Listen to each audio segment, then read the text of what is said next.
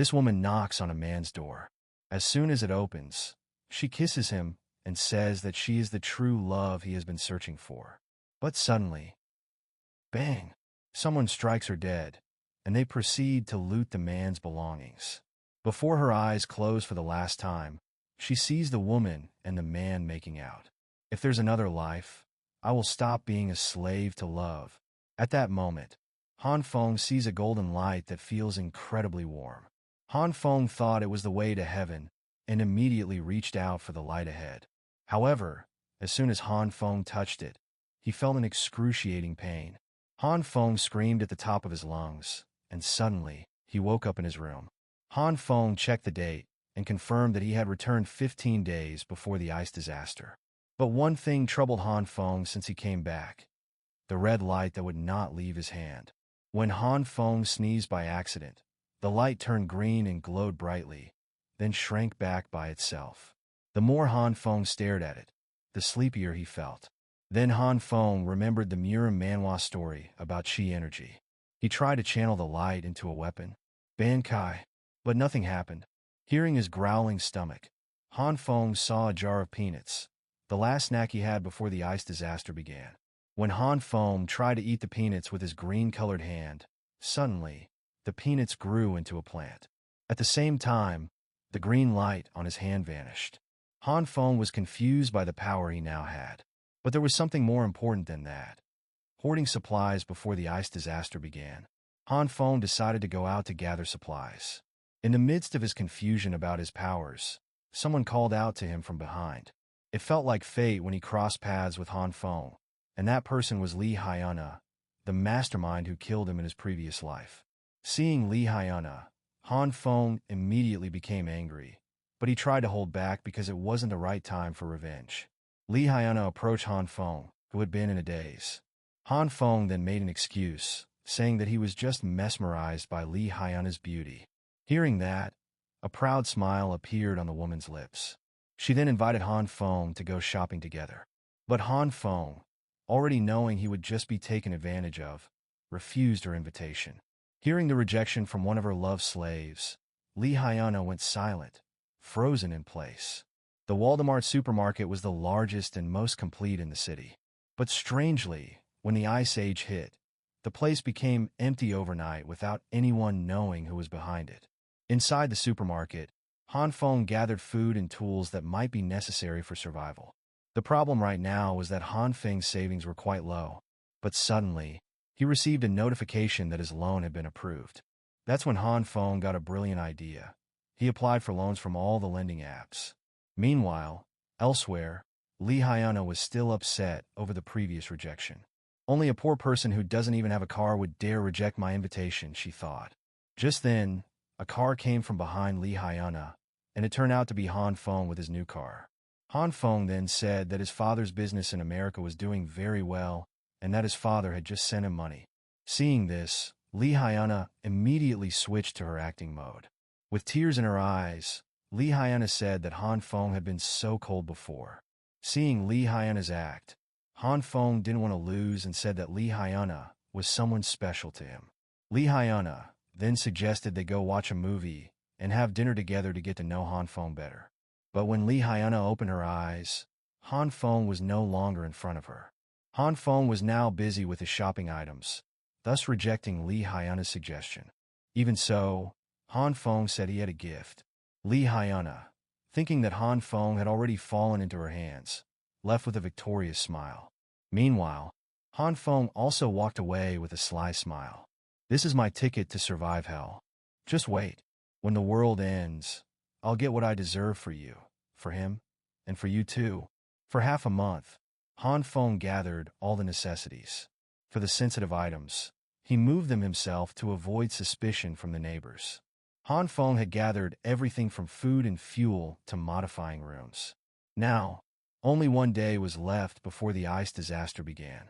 The temperature would gradually drop until it reached a low of -70 degrees Celsius.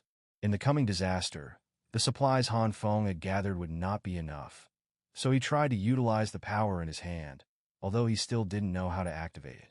Right now, in front of Han Feng, there was a plate of peanuts that he had grown himself using his powers. Han Feng was about to test whether the peanuts were safe to eat. Fortunately, the peanuts were safe to consume. Next, Han Feng tried to grow other plants.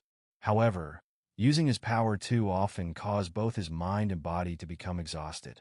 After trying several different plants, the results varied. Some could be grown, while others exploded. Strangely, the plants that exploded turned into something like lightweight coal. Despite trying numerous times, Han Feng couldn't find any specific pattern on how to activate or deactivate his power until he tried focusing his mind. He imagined himself merging with nature, and sure enough, the green light appeared in his hand. After successfully figuring that out, Han Feng tried the same thing with his meat supply, but nothing happened. Han Feng only felt a red aura when he touched the meat. So, Han Feng tried switching the green light with the red one. Suddenly, the meat in his hand changed. Han Feng, startled, immediately threw the meat away. When he checked it, the meat was fully cooked. Still unsure whether the red light's function was just to cook meat, Han Feng tried something else. He combined the green light, which held the peanuts, with the red light, which held the meat, and suddenly, the meat doubled in size. Seeing this, Han Feng became even more excited and tried to make other things grow. However, everything else failed completely. After deciding to take a break, Han Feng suddenly remembered that he didn't have anything to defend himself with. Meanwhile, outside, the snow began to fall slowly. As Han Feng walked outside, thinking about how to get a weapon, he vaguely heard the sound of someone showing off. Han Feng felt like he had seen that person before by the extravagant style of their clothes. People there often called him brotherly. He was the type of person who liked to flaunt wealth and luxury, but didn't actually have a proper job. He just acted busy in front of everyone. Han Feng, who lived in the same neighborhood as Brother Li, decided to greet him and whispered about what he needed. Hearing that, Brother Li was immediately shocked and warned him that although he had connections with people who sold weapons, buying and selling weapons was illegal. However, Han Feng didn't give up and tried to use his wit. He made up a story about a man who spit carelessly and got his face covered in spit. And when Han Feng scolded the man deliberately spat on him again. Eventually, Han Feng ended up beating the man. But the next day, the man brought a group of people to beat up Han Feng. I've never been treated like that before. That's why I need a weapon to defend myself. Hearing that story, Brother Li immediately got angry and cursed the man who spat in Han Feng's face. Finally, he agreed to help Han Feng by introducing him to someone. Let's take the bus. If my Porsche isn't in for service, I'll drive you there, Brother Li said with great flair. Hearing that, Han Feng immediately started his car with the smart key. Let's just take my car. In the car, Brother Li enjoyed taking selfies and posting them on his social media. This new SUV is still too hard to sit in, he said. Ugh, his style is just like it's his own car, Han Feng thought. Long story short, they finally arrived at their destination. Brother Li, as the intermediary, said that his little brother wanted a pistol. Boss Liu, who was irritated, immediately threw a pistol on the table. Seeing this, Han Feng revealed his true intent. He wanted a long weapon with a scope. Boss Liu, knowing what he meant was a sniper rifle, immediately cursed Han Feng and told him that this place was not a shopping mall. Brother Li quickly tried to calm his boss down and started telling a sad story similar to the one Han Feng had told earlier, but with a different version. Upon hearing the story, Boss Liu got angry and promised to fulfill Han Feng's request, although it would take some time. As a bonus, he also gave Han Feng a pistol. Seeing Boss Liu's sincerity, Han Feng told him about the extreme weather that was about to happen and suggested that they start stockpiling supplies before it was too late. And as they were about to leave, Han Feng, who had been lost in thought about his powers, suddenly slipped and fell, which led to him being rushed to the hospital. Han Feng, who had broken a bone, now had to stay at the hospital for an hour, and all of that happened just before the end of the world arrived. As he looked around the hospital, Han Feng noticed that the place was filled with accident victims from the snowstorm. Even emergency beds lined the hospital corridors. As Han Feng continued to look around, his gaze landed on one of the nurses. He became mesmerized by her beauty. Unfortunately, the nurse was too innocent, to the point where the old man next to her called out to her. When the nurse came over, the old man pretended that his back was hurting again, unknowingly taking pictures of the nurse's lower half. And it didn't stop there.